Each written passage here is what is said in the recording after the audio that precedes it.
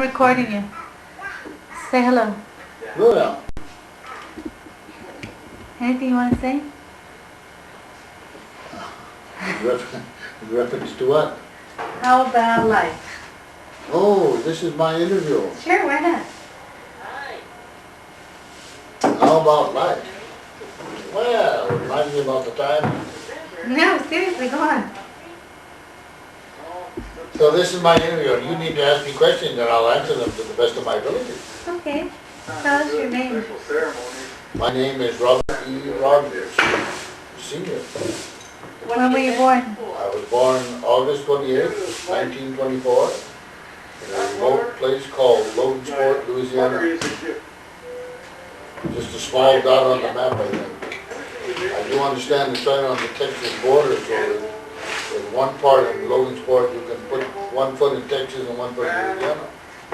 What are your parents' names?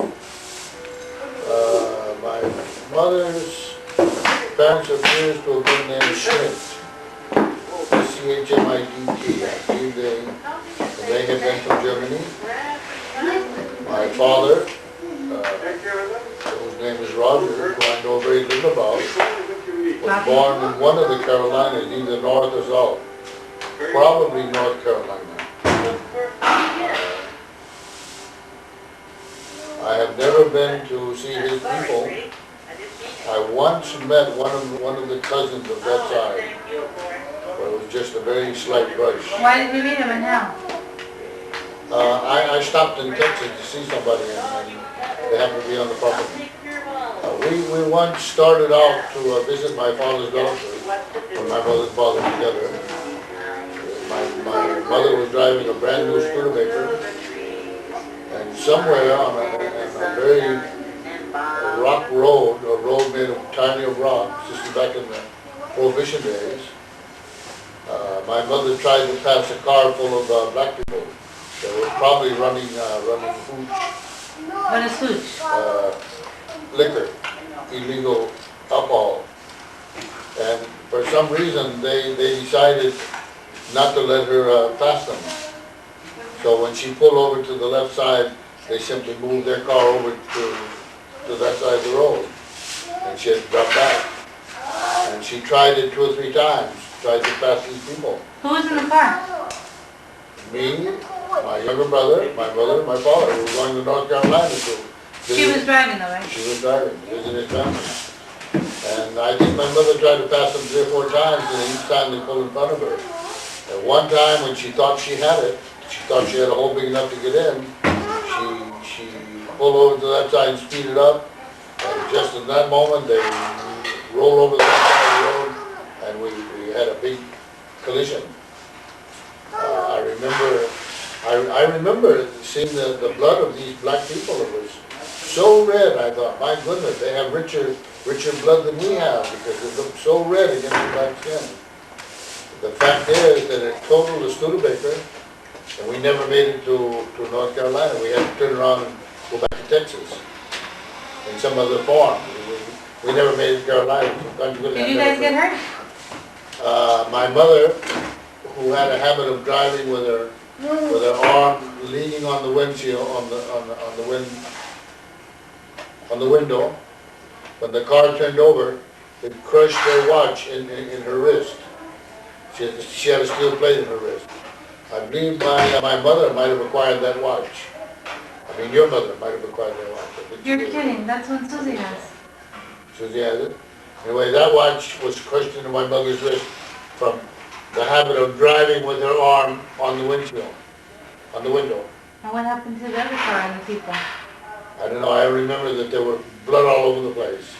I was very small, probably about Robbie's size. Both cars or mostly just theirs? Both cars went. Our car got totaled. We could not drive it anymore. I didn't know anything about their car. I only know that Did you everybody go to was the police or anything? I'm sure we all went to the hospital. Nothing happened to me. Apparently nothing happened to my brother. I believe my father may have cut one of his knees in that accident. Anybody die in the other car? I don't know.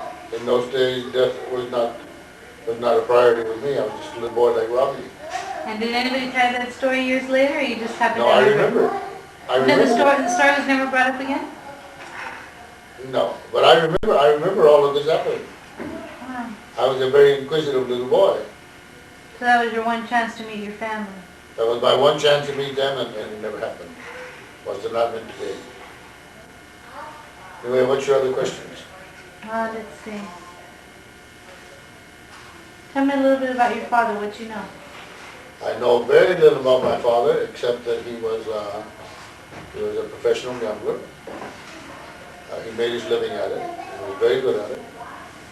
He also was a very good businessman. He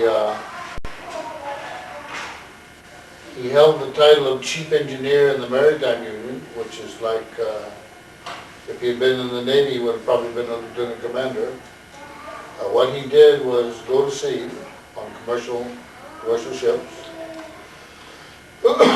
Trips of maybe 6 months, and when you go to sea, there's no expenses because they pay you room and your board, and you don't have to spend any money, you just accumulate it. And since he had such a fancy title, he made a lot of money when he went to sea. What he did was go to sea and come back with the money he made on the trip. He would buy a tavern or a bar. It was on its last legs, pump some money into it, get it going, and when the business was really going good, sell it for a lot more than he paid for it, put the money in the bank, and go back to sea and get another state to do it again. You're kidding. And he did it over and over and over and over, and it was great. It was an almost a lead pipe cinch, because he came back with enough money to go on business, even enough money to take a business that was down and lift it up and really get it going. And when it was really a going thing, sell it for a profit, go back to sea it, do it again. Did it time and time and time and time and time and time. The last time I saw my father, he was going to make his last trip. He was going to Saudi Arabia with a load of limestone. What's limestone? Some kind of chemical. And my understanding this time, he had bought some land in Arkansas, a place called Lonsdale, Arkansas. And he was going to come back from that trip and buy some white-faced cows, Herefords I think they're called, and be a gentleman farmer. He's going to raise cows. But I never saw him again. I waved goodbye when the ship pulled away from the dock. How old were you? I was already out of the military. I was already back from the war. Was he married to another woman at He this was time? married. Any other children? I don't think so. Married to a woman named Maggie. Whether she had children or they had children, I have no idea. Where did you see him when you saw him last? Where was that? In Houston, Texas. I actually Was went. he living in Houston? Is that where his wife lived? Sure. I actually went with Mamie and my father to Arkansas by car to see the land that he bought in Lonsdale. We don't know what's happening. I remember in Lonsdale, a man named Lonsdale must have owned the town because everything was Lonsdale. Lonsdale grocery store, Lonsdale skating rink, Lonsdale movie house. Do you know your father's name? Rogers. First name? Sure. What is it? Freddie Lee. Really? Really? Think your father's alive? I have no idea. Now, one time Cindy and I were traveling through Arkansas. Matter of fact, we were going to Daisy, and we stopped in Lonsdale and made an inquiry, but nobody knew of him there. I wanted to do that. I wanted to call. Nobody remembered. We heard about one person that knew everybody there, and I wrote him a letter, and he was very old and very ill, and he said he didn't remember anything like that. What is your mother's full name? My mother's full name was Edna Dorothy McNorton. McNorton. I don't know how she got to be a McNorton if her father was a Smith, or maybe her mother was Smith, I don't know. But her maiden name was McNorton. So that's what it was. And as far as I know, my mother only married the one time with my father. And then Harold. And then Harold. How many brothers and sisters do you have? Do I have?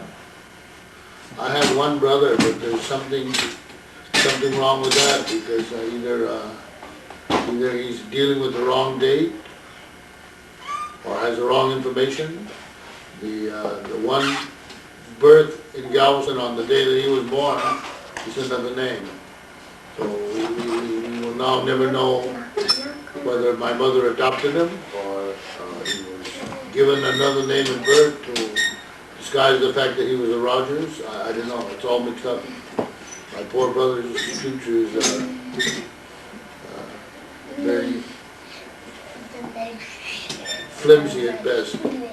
I do have somebody who's, I hope is gonna see if she can run down a history of him and maybe give you some information. Who's that?